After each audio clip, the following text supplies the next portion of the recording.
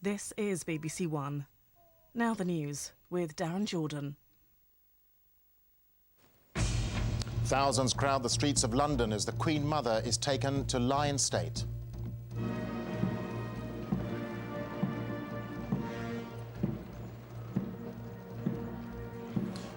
In step, 14 members of the royal family, led by the Duke of Edinburgh.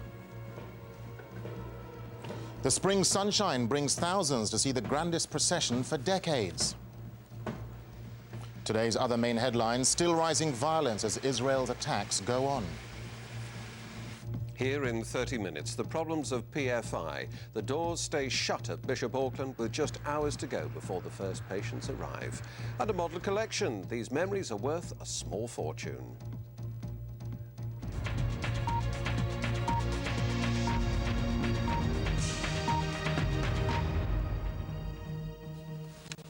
Hello and welcome to the BBC's news at 1 o'clock. In glorious sunshine, thousands of people have lined the streets of London to watch as Queen Elizabeth, the Queen Mother, was taken to lie in state at Westminster Hall. A long procession on a scale not seen in the capital for 40 years accompanied the coffin from the Queen's Chapel at St James's Palace to Parliament. 14 members of the royal family followed on foot, including Princes Charles, Andrew, Edward and the Princess Royal. The Queen Mother will lie in state until her funeral at Westminster Abbey on Tuesday. Our royal correspondent, Jenny Bond, watched the morning's events. Queen's Guard! Royal Salute! Queen's Head! On! On a fresh spring day, the sort that she loved, the Queen Mother's coffin was carried from the Queen's Chapel. It was the start of a grand and sombre pageant befitting a former Queen Consort, the last Empress of India.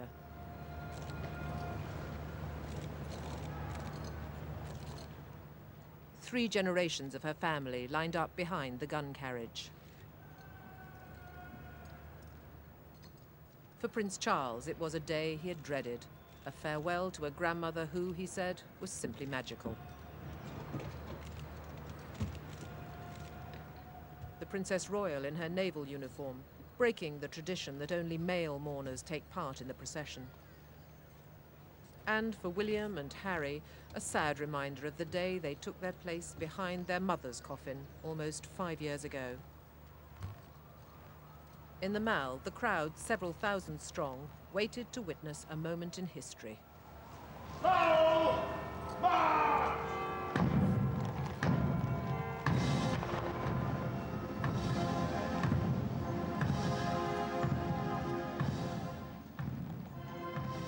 As the cortege moved off, the Queen Mother's personal standard that had flown at half-mast above her home, Clarence House, was lowered for the last time.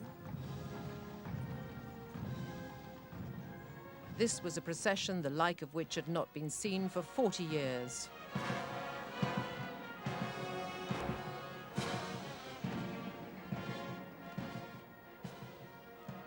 "1,600 service men and women from the regiments associated with the Queen Mother escorted her coffin along the route.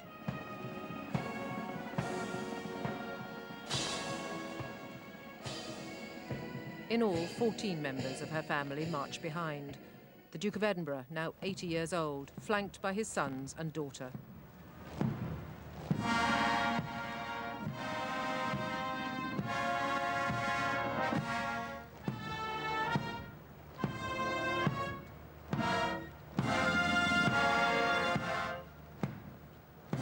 On top of the coffin, the crown made for her coronation in 1937, set with 2,800 diamonds, including the most famous of them all, the Kohinoor.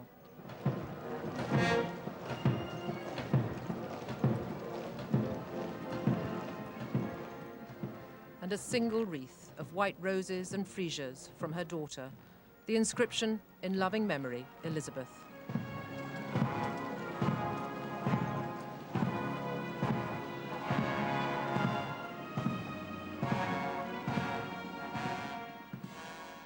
The Queen, with her niece, Lady Sarah Chatto, and the other women of the royal family, made their way to Westminster Hall by car.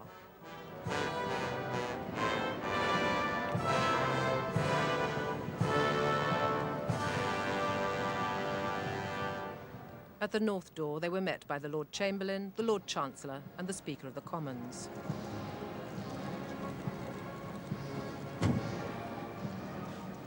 For every minute of the route, a royal gun salute was fired from Green Park.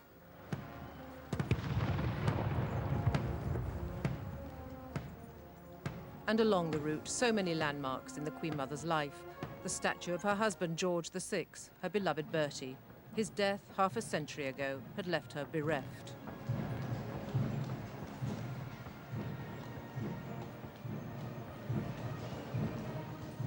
And so onto Horse Guards, the setting for so much ceremonial that the Queen Mother had attended, including the pageant for her 100th birthday.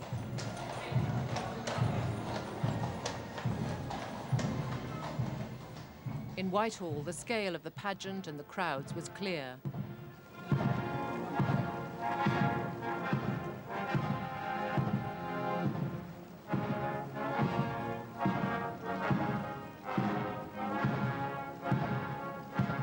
And for those who'd waited to witness this event, a solemn moment.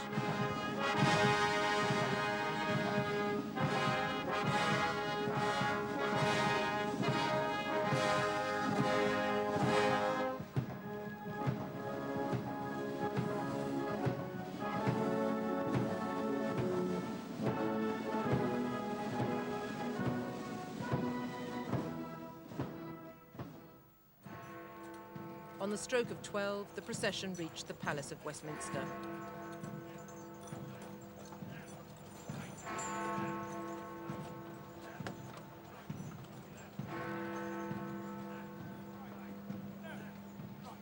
There, the Queen waited to receive the coffin.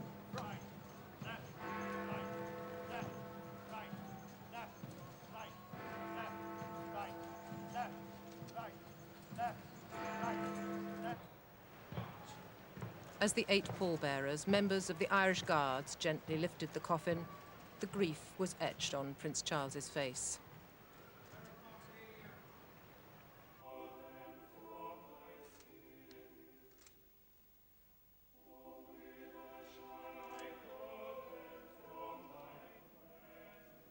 As the choirs of the chapels royal sang a psalm for a woman who was herself deeply religious, her coffin was taken to the catafalque, where it will lie for the next 3 days. A solemn moment watched by parliamentarians from all parties.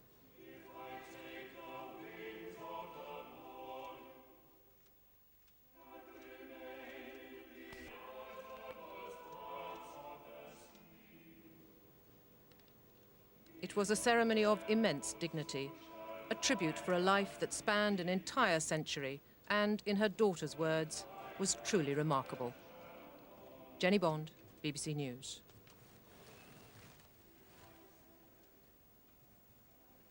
Well, thousands of people lined the ceremonial route in London to pay their last respects to the Queen Mother.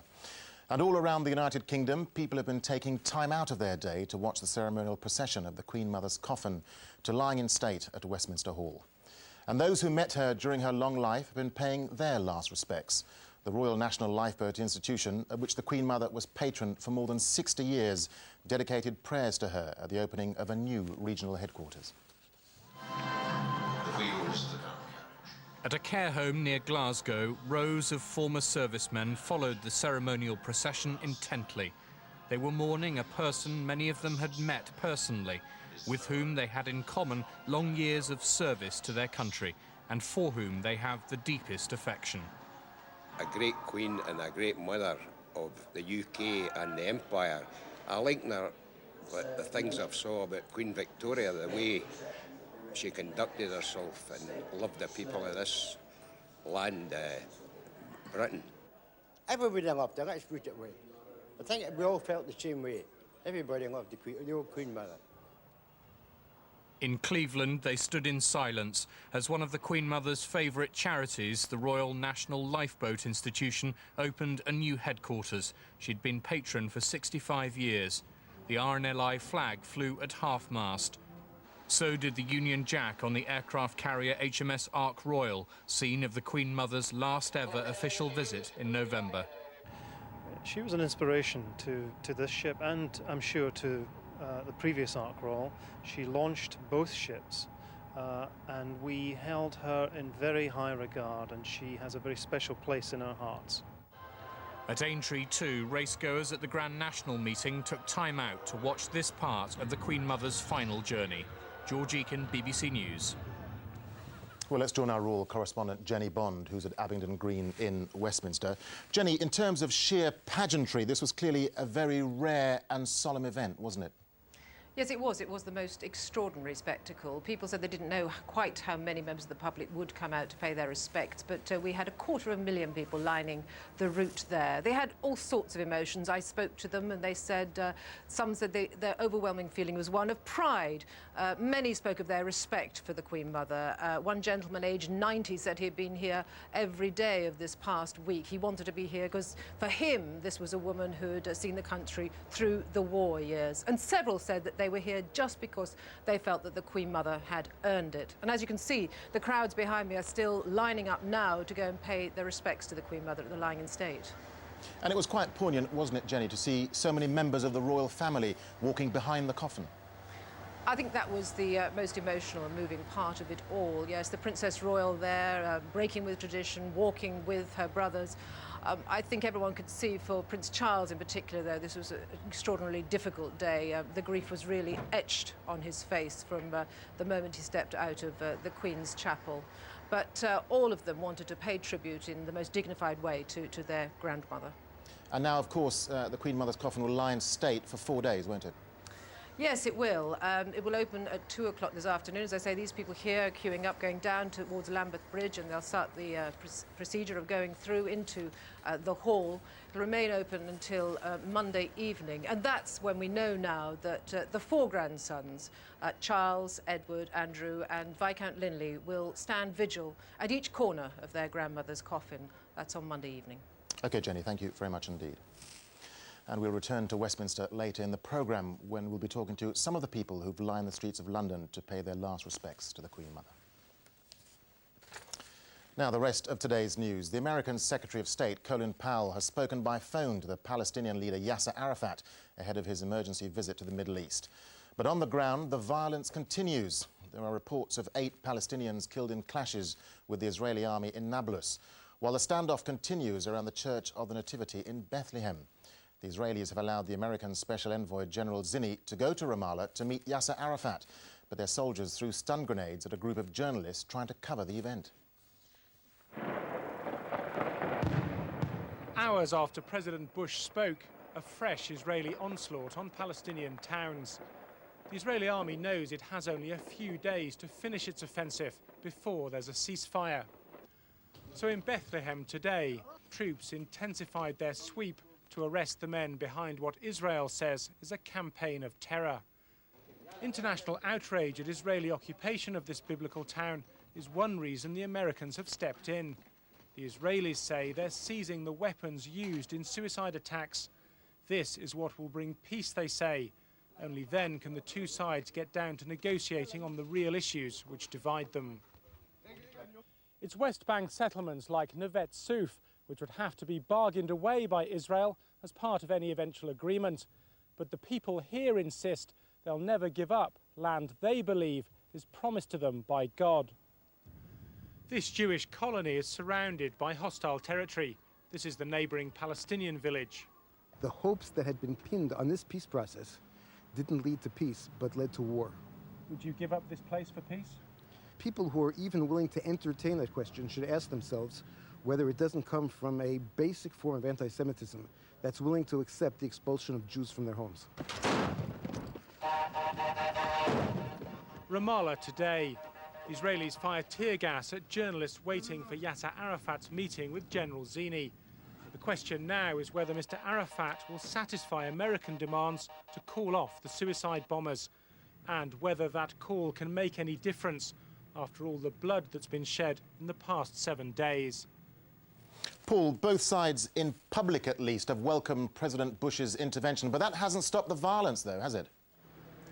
It hasn't stopped the violence. The Israelis, at least, to quote one official, feel that they've been given a yellow card rather than a red card by President Bush.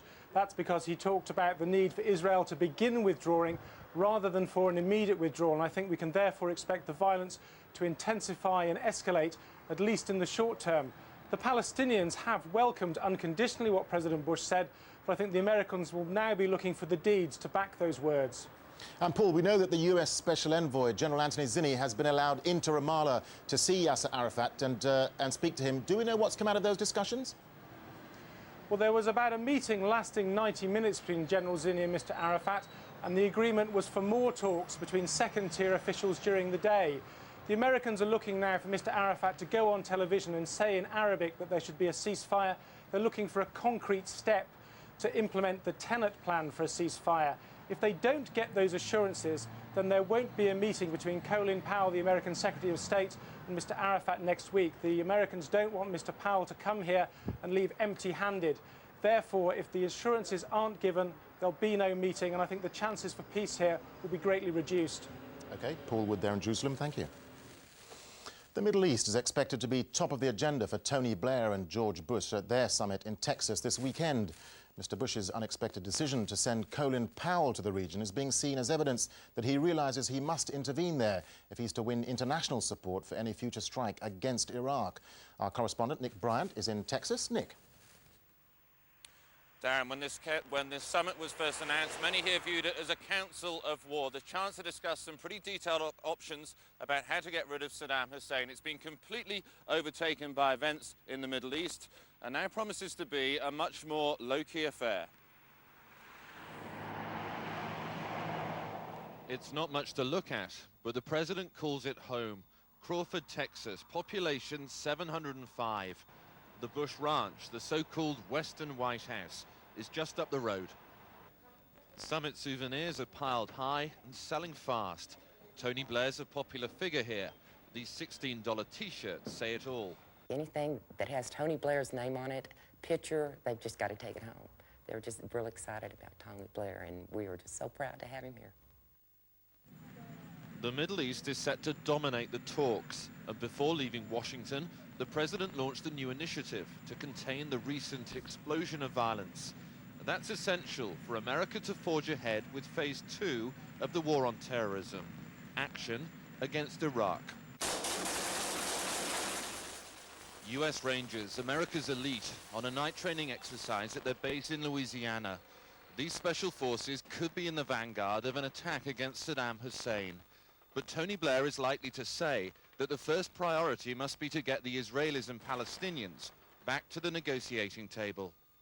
In that situation, where the two sides are so locked in conflict like that, they can't get together without an external force bringing them together. And I think we've got to deepen that process. It's one of the things, obviously, I will discuss with the President over the course of the next few days.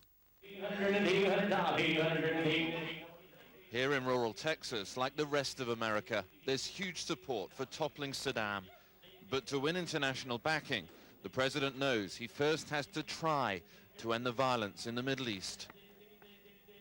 And I think they're going to be discussing a three-point plan here in Crawford, Texas over the next few days. First of all, to try and keep a lid on the trouble in the Middle East. Second, to deal with the unfinished business in Afghanistan, to try and wipe out those pockets of Al-Qaeda and Taliban resistance. And third of all, phase 2 of the war on terrorism, this attack on Saddam Hussein. It's not imminent. The thinking here is it might not come until sometime next year, but certainly they're going to be discussing some of the options about how they could get rid of Saddam Hussein. Nick, Tony Blair is clearly popular in America because of his support on the war against terror, but can he really influence White House policy in the Middle East, do you think? The White House, they call him the founding partner in the war on terrorism, and I think he has had a certain amount of influence in its Middle East policy. Certainly he was calling, along with a number of other European leaders, for America to take a much more forceful role in trying to broker some sort of peace agreement. He sees himself very much as George W. Bush's intellectual blood bank, a man who does some deep thinking about things like the expansion of the war on terrorism, the Middle East, and certainly he's had an influence. But I think America really looked at the events in the Middle East. They saw riots on the streets of Beirut. They saw Egypt cutting up diplomatic ties with Israel, and really saw a whole region that was becoming very unstable. So I think that's why they decided to send Colin Powell into the region. OK, Nick, thank you. The lead guitarist with the rock group REM, Peter Buck, has been found not guilty of 4 offences which was alleged to have committed on a transatlantic flight, including assaulting cabin staff.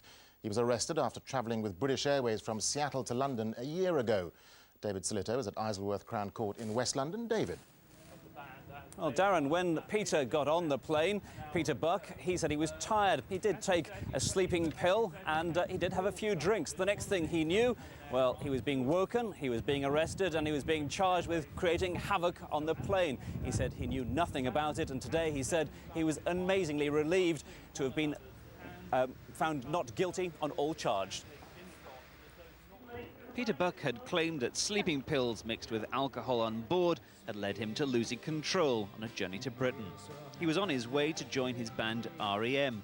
During the flight, a breakfast trolley was overturned and yoghurt spilled, but there were serious doubts about who was responsible for what during the time while Peter Buck had blacked out. In court, he was joined by fellow band members and Bono from U2, who said this was just not in his character.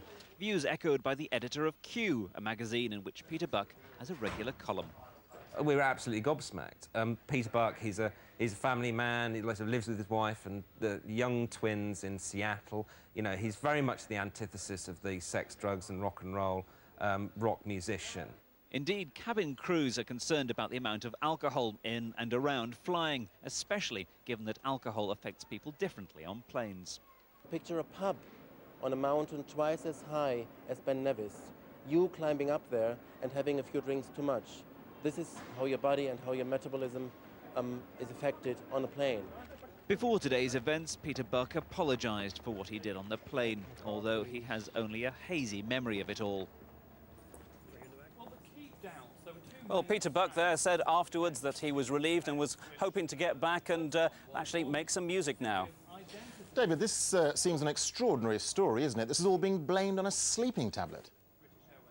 This is the central plank of the defence, the sleeping tablet he took just as he boarded the plane and then had a few drinks. The next thing he knows, well, he was being woken up and he said he felt as though he was in Disneyland. He had no idea what had happened. He has apologised for events on the plane, though he himself says he has no memory of what actually did happen. And give us a sense, David, of what actually happened in court once the verdict came through. Well, tears. His band members, Michael Stipe and Mike Mills, and his wife Stephanie, were in court and they were hugging one another. And Peter Buck looked very relieved indeed. Indeed, he even had a little hug for one of the security guards standing alongside him. OK, David, thank you. Doctors in Bristol who are performing a new kind of heart surgery say it could help patients recover more quickly and save the NHS millions of pounds. The team at the Bristol Royal Infirmary has operated on a heart whilst it's still beating, rather than stopping it and connecting the patient to a bypass machine.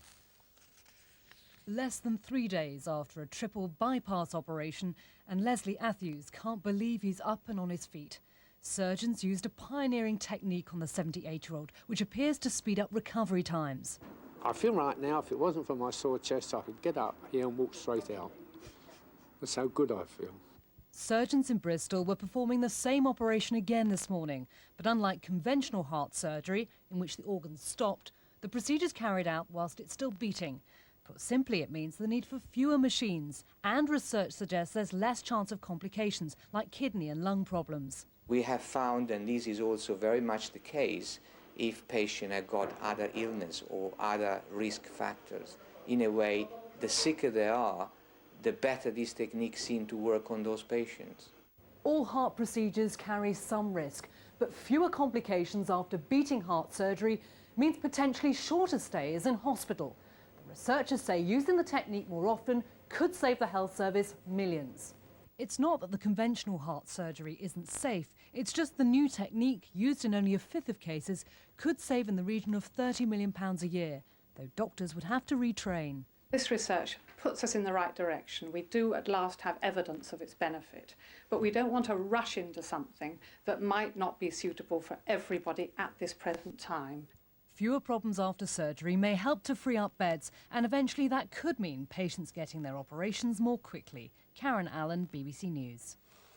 Rail services across northern England and North Wales have been seriously disrupted by a strike of workers at 2 train operators. Staff at Arriva Trains Northern walked out at midnight in a 48-hour strike over pay. And 700 drivers at First North West are staging a 24-hour strike over a disciplinary matter. A rare sight in the north of England today, a commuter train leaving a station. Many services have been cancelled, others have been disrupted because of two separate industrial disputes. Well, the whole thing's broken down. The whole thing's broken down. You've got no proper rail system. In the northwest of England, the dispute is over disciplinary procedures, which the rail unions say are too harsh. 700 drivers are on strike. Yes, there is inconvenience caused to the public, and we apologise, but we have tried our best to resolve this dispute. We've put proposals to the management to try and resolve this. We've offered the services of ACAS, we've offered the services of binding arbitration, but ASLEF have failed to meet us. I can't understand why. We're not prepared to compromise our passengers' safety for anything. The dispute involving First North Western has also brought services in North Wales to a standstill. And in the northeast of England, staff employed by Arriva trains have been staging the latest in a series of 48-hour strikes in a separate dispute over pay. Both Arriva trains and First North Western are preparing bids to operate a new Transpennine Express route. So from their point of view, the timing of these disputes could hardly have been worse. Kevin Baquet, BBC News, Manchester. An Oxfordshire teacher who admitted 35 charges of indecently assaulting 12 primary school children has been sentenced to 7 years in jail. John Walker abused both boys and girls over a period of 13 years. The programme to vaccinate children under 17 against meningitis C has been a success, according to researchers at the Public Health Laboratory Service. Routine vaccinations against the brain disease were introduced by the government in 1999. The study found the scheme has reduced outbreaks of the disease in young people and has proved cost-effective. The first batch of recruits to the new police service of Northern Ireland will join the ranks this afternoon. They're the first to be trained since new recruitment procedures were introduced to encourage equal numbers of Catholics and Protestants. This isn't what it seems. It's Sinn Féin Street Theatre. Outside a North Belfast police station, Republicans act out their view of police tactics during recent street disturbances. So while today may in theory be the start of a new dispensation in policing, the issues and the attitudes remain the same. Sinn Féin still convinced that the new police service is the old RUC, which it hated, in new clothing. The party won't take its seats on the board which oversees the new service, though unionists, despite reservations, have. The commander of the new force recognises that recent riots show a large part of the job will inevitably mean antagonising both communities. We are being criticised with vociferousness from both parts of the community for our actions. At the end of the day, all police can try to do is to provide the space for the communities to find a way to move forward together. The new police uniform will be worn from today, and in a province where symbols are hugely important, there's a new crest as the first intake of recruits to the new force graduates. Changes that are here to stay, even if the problems remain age-old. Dennis Murray, BBC News, Belfast. Lawyers for the prosecution in the Damilola Taylor murder trial have been cross-examining a medical expert who said Damilola's death may have been an accident. Alistair Wilson said Damilola's injuries could have been caused by falling on a broken bottle. Rita Chakrabarti was in court. Medical expert Alistair Wilson told the Old Bailey that in 20 years of dealing with both accidental wounds and deliberate stabbings, neither he nor colleagues had ever seen a deliberate stabbing to the knee. In his opinion, the leg wound that killed Damilola Taylor was accidental. Questioned by defence barrister Lady Malalieu, he said that in his experience, injuries in children under 16 were caused overwhelmingly by falls onto glass. Damilola was fatally wounded in this street in Peckham, South London. The prosecution allege he was stabbed by the two defendants with a broken bottle. The pathologist who performed the post-mortem on Damilola agreed, saying the wound was caused by a combined cutting and stabbing action. Mr. Wilson told the court that an injury such as Damilola's was very rarely fatal, but the fact that the boy had walked about 30 yards and then climbed stairs to try and get home would have speeded up the rate at which he lost blood and eventually consciousness. Damilola's parents, Richard and Gloria, have not been in court to hear the medical expert's evidence. Rita Chakrabarti, BBC News at the Old Bailey. Well, more now on our main story, the lying in state of Her Majesty Queen Elizabeth, the Queen Mother. Her coffin is now at Westminster Hall. This morning she was taken from St James's Palace. Thousands of people line the route to pay their last respects. The Queen received her mother's coffin at Westminster Hall, where it will rest until the funeral at Westminster Abbey on Tuesday. Well, as we've been hearing, thousands of people from all over the United Kingdom gathered in London to pay their last respects to the Queen Mother. Some had even camped overnight on the street to ensure a good view. Our correspondent, Robert Hall, joined them.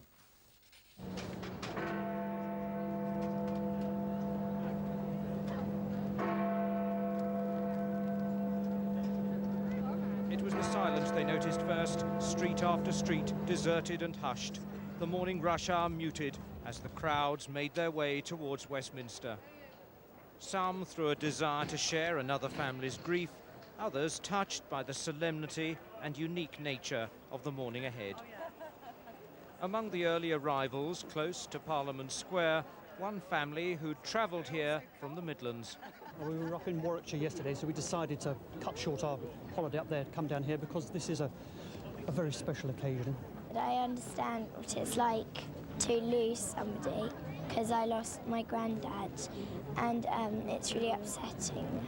By mid-morning, the pavements were 10 deep, swelled by visitors, the curious, and those who had yet to understand the full meaning of what they were about to watch. Give her a good send-off. She's been a grand person and she's had a good innings. I think it's nice to show your respects to the Queen Mother because she's done so much. Well, this is a once-in-a-lifetime thing, and she was a once-in-a-lifetime person. Hitler saw her as the most dangerous woman in Europe, and there we are. So it's good to see her off, really. I think it's a question of trying to keep up some standards, really. I think she tried to do that throughout her life. The Queen Mother was a good woman. It was something very nice. You know? I was very upset. Then, over the heads of the crowd, the muffled beat of the funeral drums, bringing a sudden stillness.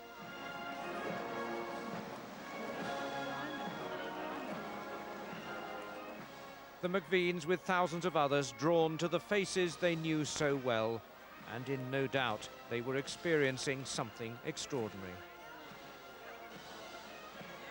I just felt so sad for the royal family. They're going through, they lost a main pillar. They all look so brave, and it must have been very difficult for those, particularly the younger members of the family, to be walking past all those people, and yet everybody's heart was going out to them. Robert Hall, BBC News, Westminster. And Robert Hall is still with the crowds. Robert, as we've been hearing, the Queen Mother now lies in state for 4 days. By the looks of it behind you, the crowd's already forming. Yes, I used the word extraordinary in that report, and really the scenes since the formal ceremony was completed have also been extraordinary. The police estimate that perhaps 20,000 people are now queuing up to file patiently past the Queen Mother's coffin now in Westminster Hall. To give you some idea of scale, if we take a look across the river, this queue of people stretches across Lambeth Bridge and down the far bank of the River Thames from where I am now standing.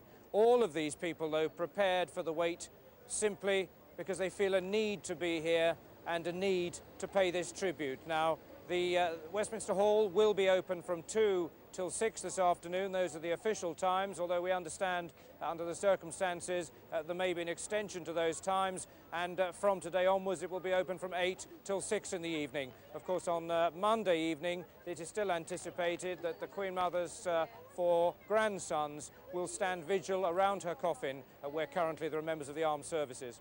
Robert, just briefly, what sort of mood are you gauging from people in those queues? I think a lot of people trying to, very difficult to put it into words why they're here. They simply felt a need to be here. That's why so many have travelled from outside London to be here, to watch the ceremony this morning, and others, surprisingly, given the length of their day already, have opted to join this queue.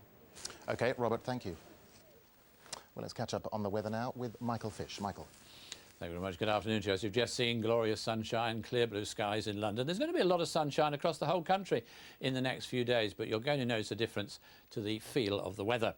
But let's look at the Mediterranean first of all, because there's been absolutely no let-up in the very unsettled weather that they've been suffering during the course of the last few days. Southern parts of Italy, huge totals of rain just recently, over 70 millimetres, and they weren't alone, because along into Corsica, also very wet indeed.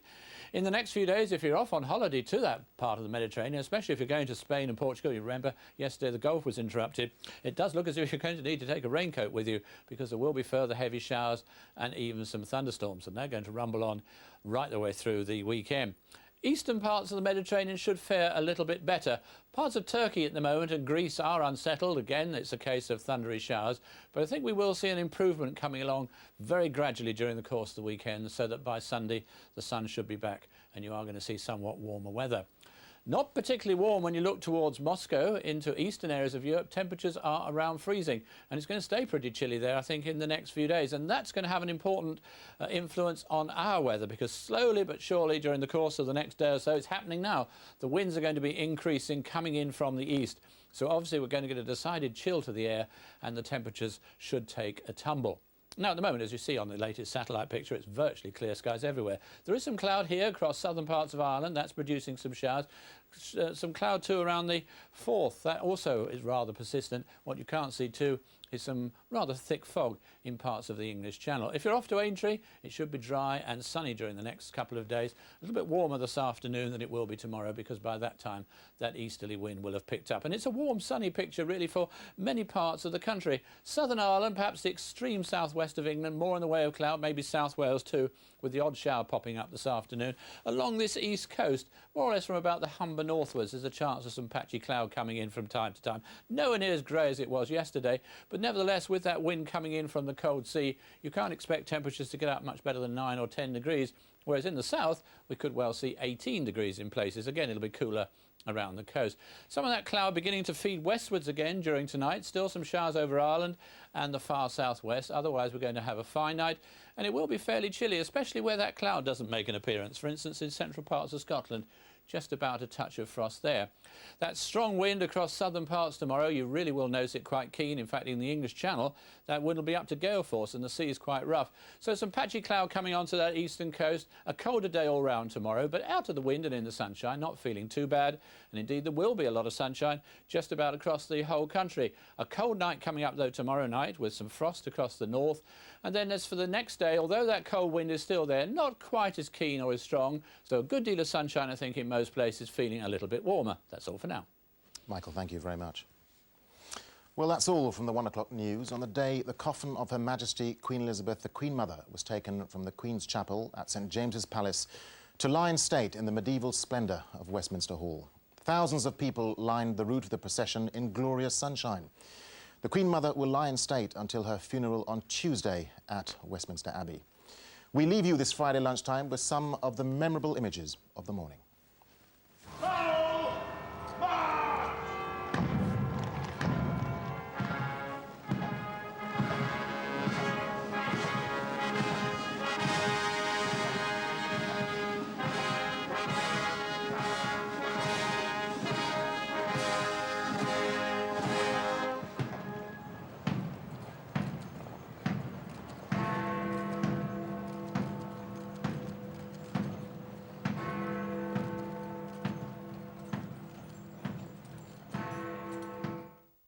Working around the world, I've learned to make the connections.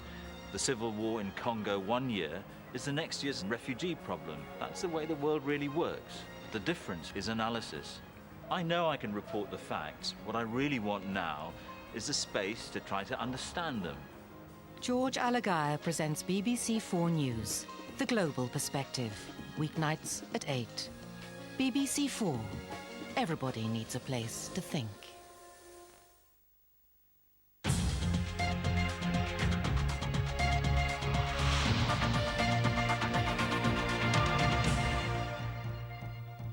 Private finance, public controversy. Bishop Auckland is the latest hospital at the centre of anger and delay. The growing dispute involving medical secretaries spreads to South Tyneside. And small but perfectly formed, these little beauties are set to net a packet. Good afternoon, I'm Colin Briggs. Hospitals built with private money and controversy seem to go hand in hand. This time it's the turn of the new PFI hospital in Bishop Auckland. It's cost £67 million, but it's facing problems just hours before it's due to open its doors. Management have already admitted it won't open on time and apologised to staff and patients for errors made in parking arrangements. Our health correspondent Anne Costalis is there now. And what's been going wrong? Well, Colin, as anyone who's tried to visit a patient in hospital will know, parking at hospitals can be a bit of a nightmare. And there were chaotic scenes here at Bishop Auckland when staff had to queue for hours to get parking permits for the new car park at the new hospital. There are claims that there are just 200 parking spaces and 400 permits issued. Now, there will be some new car parks built here, but obviously all of that is going to take time. As you say, management have apologised to staff for the queuing that they had to do. Now, John Saxby is Chief Executive here at Bishop Auckland, and he joins me now. Mr. Saxby, obviously we've heard the hospital isn't going to open on Monday as planned. What's happened there? Well, Anne, I and all of the staff at Bishop Auckland have been living and breathing the building scheme ever since it started just under 3 years ago, and we were always working to a schedule of end of July. The private sector partners have worked their socks off and they were able to bring the scheme forward by 2 months. So we would have moved in by the end of May. That meant that we should start the process of moving in this weekend, and we were all looking forward to putting overalls on and getting in and doing some of the moves ourselves. So why aren't you? Well, sadly, at the last minute, 1 or 2 issues have come up around commissioning, and they will involve a certain amount of work which needs to be done in the hospital. And quite frankly, we've taken the view that we would rather do that work with the building empty than with the building occupied, either with staff or patients, so we'd have to work around them. So we've introduced a short 2-week delay to that process. OK, there's been a lot of criticism of hospitals built with private money in the past, at Carlisle and then at Durham. Is that the real reason why you're having problems here? That there's this allegation that these are hospitals built on the cheap and that you're cutting corners? No, there's nothing to do with this. This is genuinely about issues that we need to see resolved within commissioning. And commissioning problems do occur. We've gone through the last 35 months without really any problems whatsoever. So it's very frustrating to come up at the last minute with a problem that means we've got to put the thing on hold for a little while. OK, John Saxby, thank you very much for joining us Anne. today. Just a reminder, Bishop Auckland Hospital won't be opening next week, but obviously we'll be keeping you informed when it is opened. Now back to Colin in the studio. Medical secretaries employed at South Tyneside General Hospital have staged the first of a series of strikes today in pursuit of their grading dispute. It's the latest move in the action which has hit a number of hospitals across the region as workloads have increased to cut waiting lists. There may have been smiles and friendly waves as passing drivers sounded their support. But the resolve amongst the secretaries was strong. Along with colleagues at other hospitals, they want regrading to take account of the dramatic increase in their workload in the fight against waiting lists. We come in early, sometimes 7:30 in the morning, and it's sometimes 6:30 at night when we're finished, you know. So it's very, very much a lot of loyalty we have. They feel that for a long time they've had quite a raw deal. You know, we're loyal sort of employees and we do our best, and we really think that we've been left behind. I've never ever striked in my life before, but we just feel that we're not getting anywhere. No one will sort of listen to us, so we've had to resort to this. This is the first action at South Tyneside, but 3 more days are planned for next week. There is some hope, though, with the news that strikes in South Durham over the grading issue have been called off in response to a new offer from management. Well, we're still some way away. The deal offered here doesn't take us up towards the top of grade 4. We've been making it clear that we're prepared to negotiate, we're prepared to be reasonable if we have offers that reasonably address the grading issue. We're always prepared to talk. We're still prepared to talk today. There will be delays and cancellations, but the secretaries insist lives will not be placed in jeopardy. And another long-running industrial dispute is affecting the region today. Arriva conductors are taking part in their 7th day of strike action in their dispute over pay. Pickets were out again at Middlesbrough at the start of an action which will run for 48 hours. The latest talks between Arriva and the RMT broke down without agreement yesterday. Hundreds of people from across the region have been paying their respects to Her Majesty the Queen Mother today. Among the tributes was a minute's silence, which was observed at the new RNLI lifeboat base on Teesside this lunchtime. More than 200 guests had gathered for the official opening of the base at Thornaby. Hartlepool Silver Band marked the end of the silence by playing the national anthem. And as that ceremony was taking place in Stockton, officials at the Bowes Museum and Barnard Castle were busy putting together a very special tribute to the Queen Mother. As well as a book of condolence, from next week a selection of her hats will be on show. A series of photos taken her on various visits to the County Durham Museum are also being put on display. The dress she wore for her daughter's coronation in 1953 will also be on show.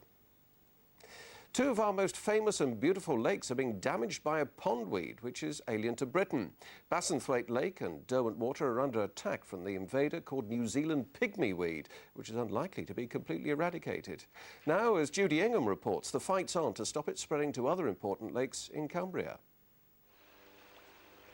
When boats or boots have been in this lake, Derwent Water, who'd have thought they could then be a hazard to other lakes? Well, they could. It's because they could easily have picked up a bit of weed, a certain kind of weed. The smallest scrap of New Zealand pygmyweed, also called Australian swamp stonecrop, can pose a threat to new areas of lake. Dense new growth comes fast and triffid-like from the tiniest broken-off bit. Already a messy fringe along some of Derwent Water's shore testifies to the problem here. It is quite sad to see so much. In fact, 20 years ago when the lake was surveyed, there was no crassula. It's got a very long growing season. It has very little dormancy at all. In the winter it doesn't stop growing, it just keeps going. And it tends to overrun everything else and it will outcompete other native species which would normally be found in this area. The weed's been used for decades for garden ponds, and it's gradually becoming naturalised across the country. When it takes over, other plant life which should be in the lake hasn't got much chance. It's quite difficult to get rid of, and the only way you can get rid of it is burning or using chemical methods. And the chemical methods are, not always practical. So it's important that people make sure that they don't take it away with them, really. That's the best message we can try and get across. And if natural local plants get squeezed out, that means fewer habitats for little aquatic animals and fish. So it's a worry, and environmentalists at the National Park Authority have produced a new leaflet to alert the public. It says people should clean weeds from their equipment, whether fishing tackle or boat propellers, before leaving an affected lake. Otherwise, a trip enjoying the natural environment could end up accidentally harming it. Judy Ingham reporting. Now, have you got that financial nest egg tucked away for a rainy day? If you're wise, you'll have invested it in dinkies, corgis and Matchbox toys. At least that's the advice of a Thornaby-based company who've become the world leader in collectible toys. Vectis Auctions organise sales in the south of England, and they've just assembled a vast collection of 16,000 model cars from Australia. Alan Powell reports. How well did you look after your model cars? Someone who did stands to make £500,000 out of the world's biggest collection.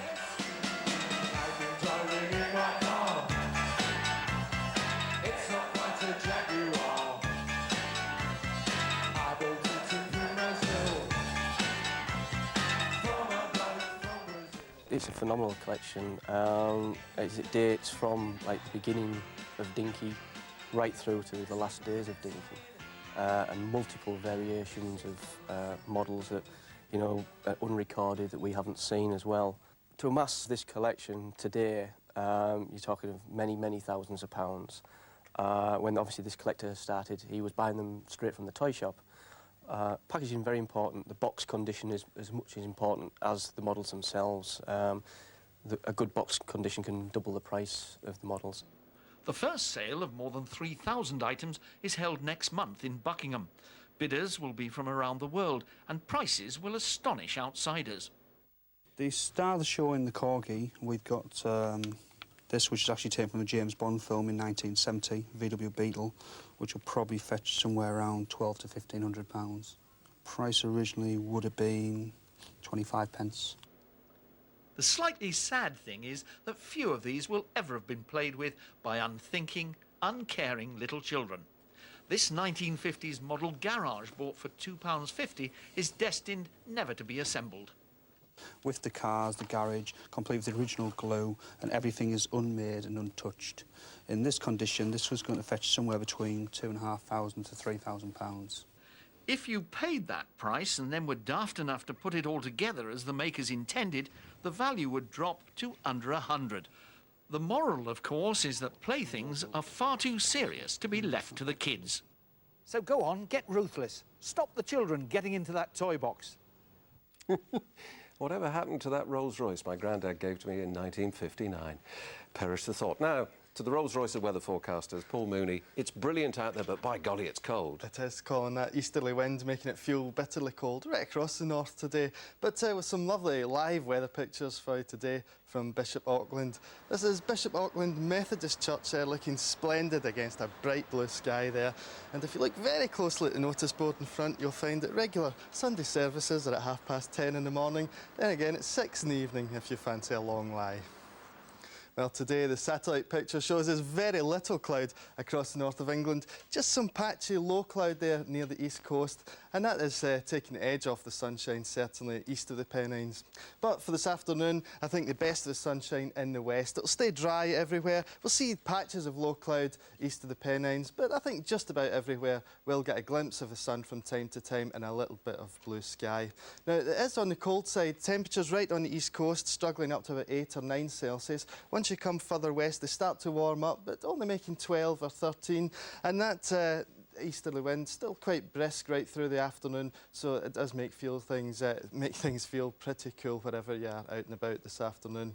Now this evening, well, it's a fair end to the day. I think some late sunshine for most of us, but once again, through the course of the evening and overnight, we'll see that low cloud becoming a bit more widespread, some misty patches spreading further west again. Fairly chilly night as well, temperatures dipping down to 2 or 3 Celsius, maybe a touch of ground frost in sheltered spots, especially in Cumbria, and we'll keep a light to moderate easterly breeze overnight. So for tomorrow, well, it's more of the same, lots of dry weather, fair amount of sunshine as well. Once again, a few patches of low cloud, a little bit of mistiness at times near the east coast, but essentially it's a fine day tomorrow. Temperatures similar to today, up to about 12 Celsius at best, and again, you have to be well sheltered from that easterly wind to see those figures. You'll stick in single figures if you're exposed to that wind. Now, the weekend as a whole, high pressure tomorrow. The high pressure stays with us on Sunday as well. We begin to lose that easterly wind, so maybe not feeling as cold during the day on Sunday, but always the risk of overnight frost. So it's dry, sunny by day, a touch of frost overnight. That's the news and weather this lunchtime. Our next update is from us on BBC 2 at 3:25. For now, though, bye-bye.